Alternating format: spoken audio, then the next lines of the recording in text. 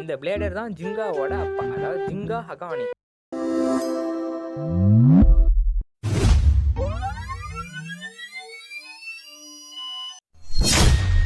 இன்னைக்கு ஒரு அன்பாக்சிங்கை போட போகிறேன். அந்த அன்பாக்சிங் இந்த ஒரு பேப்பருக்குள்ளே தான் இருக்குது. அதாவது இந்த ஒரு பேப்பர் பண்டிலுக்குள்ளே தான் அந்த ஒரு பேவை ஒளிச்சு வச்சுருக்கேன். ஐ மீன் அடுத்த மாதத்துக்கு போட வேண்டிய அந்த ஒரு மெட்டல் பேவை இந்த மாதமே அன்பாக்சிங் பண்ண போகிறேன். ஆனால் ஏன் எதுக்குன்னு உங்களுக்கு தெரியாதில்ல, சொல்கிறேன், கண்டிப்பாக சொல்கிறேன். ஸோ அடுத்த மாதம் அன்பாக்சிங் பண்ண வேண்டிய பேவை நான் ஏன் இப்போமே அன்பாக்சிங் பண்ணுறேன், அதுக்கான காரணம் பத்தாவதுக்கு நான் ஒரு வாரமாக வீடியோ போடல, அதுக்கான காரணம் எக்ஸட்ரான்னு கொஞ்சம் நிறைய இருக்குது. ஐ மீன் போன வாரம் முன்னாடி வந்து சூப்பர் லெஜண்ட்ஸ் ப்ரைஸ்ன்னு நான் வந்து வீடியோ போட்டு ரொம்ப நாள் கழிச்சு தான் சூப்பர் லெஜண்ட்ஸ் ப்ரைஸ்ன்னு வீடியோவே நான் இறக்குறேன். ஏன் இத்தனை நாள் ஆச்சு, ஏன் இவ்வளோ பெரிய கேப்புன்றதை நான் அந்த வீடியோவில் சொல்லலை. ஏன்னா வந்து அந்த வீடியோ முதல்ல எடுத்து முடிச்சு அதை வந்து புதுசாக எடிட்டிங் பண்ணலாம், ஏதாவது புதுசாக பண்ணலான்னு சொல்லிட்டு இழுத்த ரொம்ப பெரிய டைமாக இழுத்துட்டேன். ஒரேடியாக ரொம்ப பெரிய டைமாக இழுத்துட்டேன்.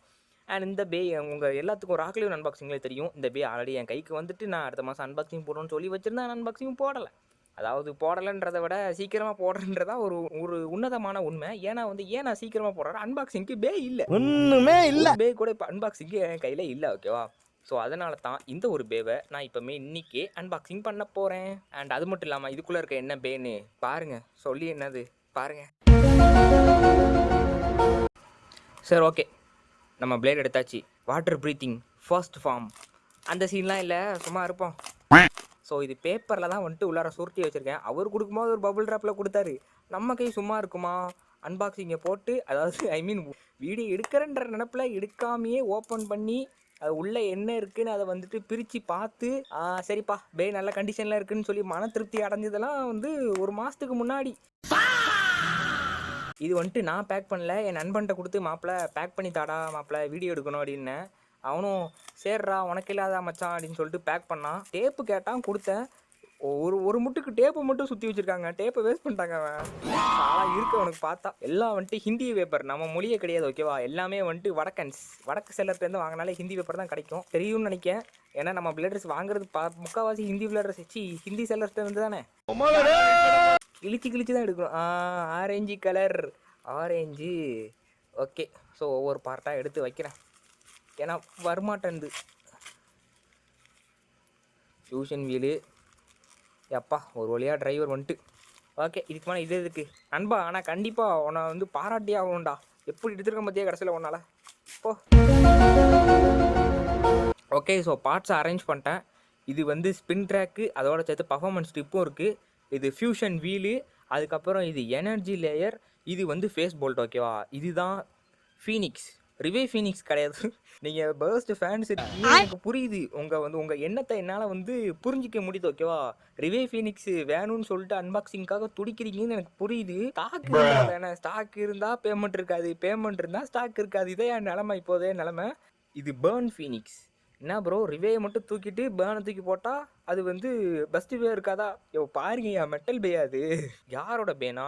இந்த பிளேடோட ஓனர் பேர் வந்து மரண்ட்டு, அண்ணனுக்கு ஞாபகம் இல்லைப்பா, மன்னிச்சிருங்கப்பா. இந்த பிளேடருக்கும் ஜிங்காவுக்கும் கனெக்ஷன் இருக்குது. நிறைய பேருக்கு மெட்டல் சீரிஸ் பார்த்தவங்களுக்கு தெரிஞ்சிருக்கும். இந்த பிளேடர் தான் ஜிங்காவோட அப்பா, அதாவது ஜிங்கா ஹகானி, ஏதோ ஒரு ஹகானே.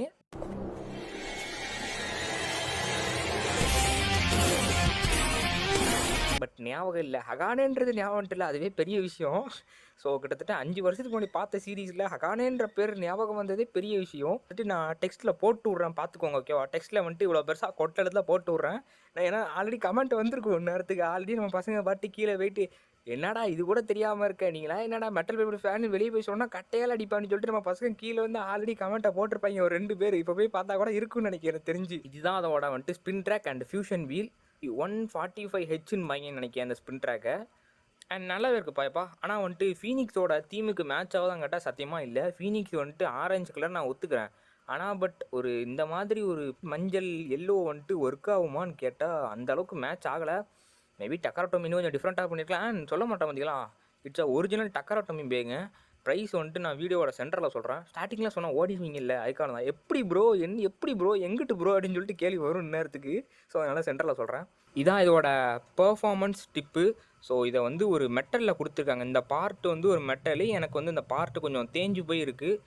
இதில் கோட் வேறு கொடுத்துருக்காங்க பார்த்தீங்களா, ஒரு A6 A3 அப்படி சொல்லிட்டு ஒரு கோட் வேறு கொடுத்துருக்காங்க. அண்ட் இதில் இருந்து பார்த்தா கூட தெரியும் மெட்டல் தான். So original metal. ஆனால் பட் இதில் ஒரு கிராக் இருக்கும் சைடில். இங்கே தெரியுதா, ஜம்முன்னு அந்த செல்லர் வந்துட்டு எனக்கு கிராக்கை போட்டு கொடுத்துட்டான். சார், நான் ஜெனினாவும் பர்ஃபெக்டாவும் இருக்கிற ஆளு. ஆனா நம்ம சுத்தி இருக்கிறவங்க அப்படி இல்லைன்னு நினைக்கும் போது வெறி வருது சார். இந்த செல்லர் வந்துட்டு கொஞ்சம் கோளாறான செல்லர் நான் வாங்கினது. கிராக்கை போட்டு கொடுத்துட்டாரு மனுஷன். நான் வந்துட்டு அவர்கிட்ட போய் கேட்குறேன். நான் கூப்பிட்டு கேட்குறேன், எம்மா என்னம்மா இது. நான் வந்து கேட்டேன், கிராக்கு தான் இருக்காங்க கேட்டேன். இல்லை, பிரேக் வந்து குட் கண்டிஷனில் தான் இருக்குன்னு சொன்னார். ரிசீவ் பண்ணிட்டு நான் பார்க்குறேன். அப்போ தான் தெரியுது இதில் ஒரு கிராக் இருக்குது. நான் ஃபோட்டோ எடுத்து அனுப்புகிறேன். அது வந்து இல்லை ப்ரோ, அது வந்து கொரியர் வரும்போது வந்துட்டு டேமேஜ் ஆகிருக்கும் அப்படின்றாரு. திரும்பி ஒரு 4 தாட்டி கேட்டேன், அது எப்படி அது எப்படின்னா, அது அப்போ எப்படிடா, எதுக்குடா பைட்டில் தண்ணி அப்படின்ற மாதிரி நான் திரும்ப போயிட்டு அவர்கிட்ட கேட்டேன். அதுக்கு அவர் சொன்ன பதில் என்னன்னா, ஓகே ஒரு 100 ரூபா டிஸ்கவுண்ட் பண்ணுறேன் அப்படின்னாரு. சரிப்பா, அப்போ ராசா சூப்பர்ப்பா, நீ தான்ப்பா பெஸ்ட்டு செல்லர், அந்த 100 ரூபா ஜிபேயில் போட்டு விட அப்படின்னேன்.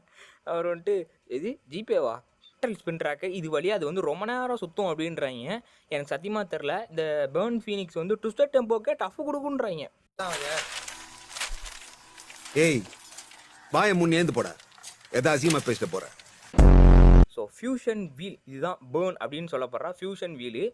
ஸோ அதில் A3 பார்த்தோமா, அதில் 3 அப்படின்ற கோடு. இதில் வந்து பேர்னு சைடில் எழுதியிருக்குமே.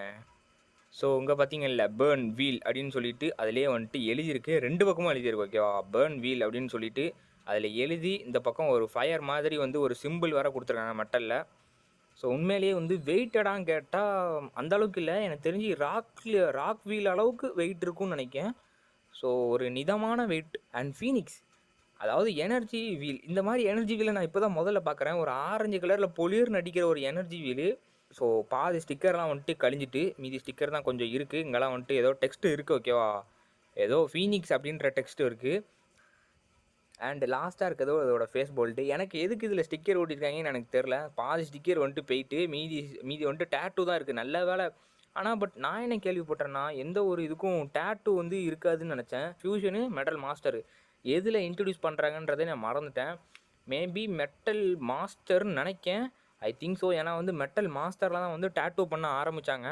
ஃபேஸ் போல்ட்டில் வந்து டேட்டூ அடிக்க ஆரம்பித்தது வந்து மெட்டல் மாஸ்டர்லன்னு தான் நான் நம்புகிறேன். முதல்ல வந்து இதை நான் அசம்பிள் பண்ணுறேன். நான் ஆல்ரெடி நமக்கு என்னென்னா, நமக்கு இருக்க இந்த கெட்ட பழக்கமே இதான். ஒரு அன்பாக்சிங்னு எடுத்துக்கிட்டால் பேசிக்கிட்டே போகிறது. எந்த ஒரு இடத்துலையும் வந்துட்டு பிரேக்கே கிடையாது. அப்படி சும்மா அடித்து தவுத்துறது.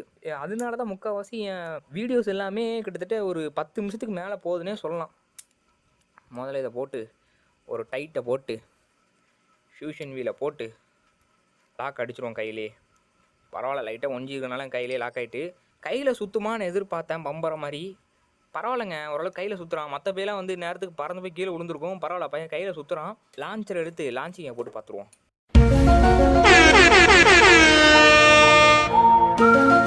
ஸ்டேடியம் எடுத்தாச்சு. நான் முதல்ல வந்து இந்த ஃபீனிக்ஸை லான்ச் பண்ணிடுறேன். சரி, ஓகே, லான்ச் பண்ணிடலாம். பரவாயில்லையே, பிடிச்சவொன்னே பையன் வந்து சென்டரை பிடிச்சிட்டான். ஜம்முன்னு வந்து சென்டரில் நிற்கான். வேறு எங்கேயுமே அவன் வந்து நவல்ற மாதிரி எனக்கு தெரியலை. ஏன்னா அதுக்கு காரணம் வந்து அந்த மெட்டல் டிப்பாக தான் இருக்கணும். எனக்கு தெரிஞ்சு அந்த மெட்டல் டிப்பு தான் இதோட ஒரே ஒரு காரணமாக இருக்கணும் இது சென்டரில் அப்படி நிற்கிறதுக்கு. தள்ளி விட்டு பார்ப்போமா எப்படி இருக்கான்னு. ஸோ தள்ளாடும் போது பையன் இப்படி தான் இருப்பான். ஸோ வந்துட்டு அப்படியே ஓவல் ஷேப்பில் அப்படியே மாறுறான். ஸோ ஸ்டேடியமோட கிராக் நிறைய தெரியுதுன்னு நினைக்கிறேன். இவ்வளோ கிராக் இருக்கிறதுக்கு காரணம் நான் போட்ட பேட்டில்ஸ் தான். அப்போ தள்ளாடும் போது இப்படி தான் இருக்கும். கிட்டத்தட்ட நம்ம சஜிடேரியோ தள்ளாடுற மாதிரி. ஆனால் சஜிடேரியோ இந்நேரத்துக்கு விழுந்துருப்பான். பையனும் சுற்றுறான். எனக்கு ஸ்டாமினா ரொம்ப அதிகமாக இருக்குது. நான் கையை வச்சு தான் அவனை வந்துட்டு தள்ளாட வச்சுருக்கேன். ஸ்டாமினா பங்கமாக இருக்குது. ஸோ பேட்டில் போட்டுருவோம். சரி, ஓகே, நம்ம சஜிடேரியோ கூடயே வந்து இவனை வந்து பேட்டில் பண்ணி பார்ப்போம். சஜிடேரியோவா, இவனும் ஸ்டாமினா டைப் தான். இவனு சொல்ல மறந்துட்டேன் பார்த்தீங்களா, பேர்ன் ஃபீனிக்ஸும் ஒரு ஸ்டாமினா டைப் தான். இவனும் ஒரு ஸ்டாமினா தான், இவனும் ஒரு ஸ்டாமினா தான்.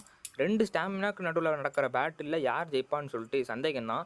எனக்கு தெரிஞ்சு பேர்ன் ஃபீனிக்ஸ் ஒரு ஸ்டிக்கி மாதிரி பிடிச்சி சுற்றுறதை பார்க்கும்போது பேர்ன் தான் ஜெயிக்கும்னு எனக்கு மனசுக்குள்ளே ஒரு எண்ணம். நீங்கள் நினைக்கலாம், புதுசாக அன்பாக்ஸ் பண்ண பிளேபிளேடு உன் மனசுக்கு அப்படி தான்டா தோணும் அப்படின்னு சொல்லிட்டு. வீடியோ கடைசி வரைக்கும் பாருங்கள். ஆஹா, டிங்குன்னு சவுண்டு கேட்குங்க. இந்த மெட்டல் பிளேவை லான்ச் பண்ணும்போது தான் என் மனசில் ஒரு சந்தோஷம், ஒரு சின்ன சந்தோஷம், அவ்வளோதான். எனக்கு தெரிஞ்சு பேட்டில் ரொம்ப நாள் இருக்கும். ஏன்னா இது வந்து ஸ்டாமினா டைப் இல்லை. ஸோ பேட்டில் வந்து ரொம்ப நேரம் போக போகுது. அதுக்குன்னு இது 2Kல அதை ஐ மீன் இது 2Xல ஸ்கிப் பண்ணலாமான்னு நானும் பார்த்துக்கிட்டு இருக்கேன். நான் ஓரளவுக்கு முடிஞ்சால் வந்துட்டு நான் எடிட்டிங்கில் 2Kல ஸ்கிப் பண்ணிக்கிறேன். ஏன்னா வந்து இது ஃபைட் ரொம்ப நேரம் போகும். அவங்க அட்டாக் ரொம்ப கம்மியாக லைட்டாக அவங்க ரொம்ப வர சரி ஆல்ரெடி வந்து அவ்வளோ பட்டமாக ஆரம்பிச்சேன். ஆல்ரெடி வந்து டைப் எனக்கு தெரிஞ்சு இன்னும் கன்ஃபார்ம் வந்து எடுக்கிறது. ஸோ ஆமாங்க, ஆமாம் சஜெட்டிவ் டிஃபீட் ஆக போகிறான். ஆனால் பேர்ன் வந்து இன்னும் நிற்கலை. இன்னும் வந்துட்டு ஃபீனிக்ஸ் இன்னும் சுற்றிக்கிட்டே இருக்குது. நீ எவ்வளோ நேரம் சுற்றுவான்னு எனக்கே தெரில. இது ஆகஸ்ட் மந்த்து நான் வந்துட்டு நிறைய மெட்டல் பே அன்பாக்ஸ் பண்ணலான்னு ஒரு ஐடியாவில் இருக்கேன். பார்த்தும் வச்சுருக்கேன். ஓகேவா, ஒரு 5 to 10 பேஸ் பார்த்து வச்சுருக்கேன். ஆனால் பட் ப்ரைஸ் அமௌண்ட் வந்து அப்படியே சர்ன்னு வானத்தை தொடுது. ஸோ அதை மட்டும் பார்க்கணும். சரி, okay, bye guys. So combo பேவை கமெண்ட் பண்ணி விட்டு போங்க. டாட்டா.